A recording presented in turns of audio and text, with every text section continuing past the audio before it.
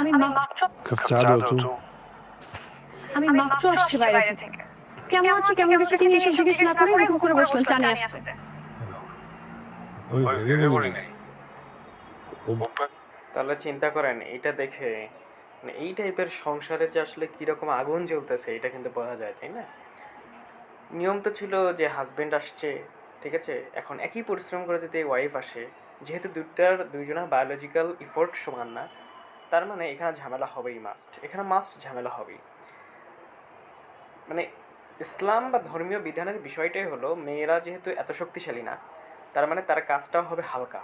এই জন্য ওই ঘরের পরিবেশটা হলো তার, ঘরের পরিবেশে সে যে কাজগুলো করে এটা হচ্ছে হালকা কাজ, লাইট কাজ, এবং ইসলাম এটাকেই অনুপ্রাণিত করে।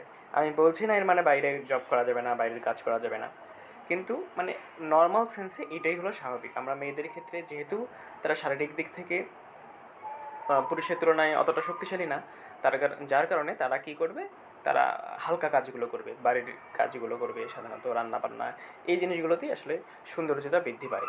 আর এই রান্নাটা তখন ভালো লাগবে যখন সে হাজব্যান্ডকে ভালোবেসে করবে, ঠিক আছে? তো বাইরের পলিউটেড দুনিয়া, বাইরের বিভিন্ন ঝামেলা, এগুলো যখন একটা মেয়ে ঢুকাবে তখন তো ও ঘরে এসে শান্তি পাবে না। তেমনি পুরুষ যেটা করে, যে পুরুষের বউ ঘরে থাকে, সে যখন বাইরে থেকে আসে সেটা কিন্তু তার বিবি সেটাকে ক্যাচ করতে পারে, তার প্রয়োজনটাকে বুঝতে পারে, ওই সংসারগুলো ভালো হয়।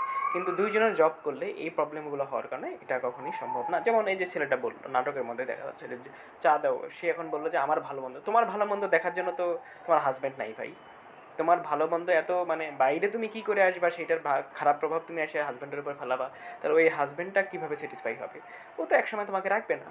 Simple issue.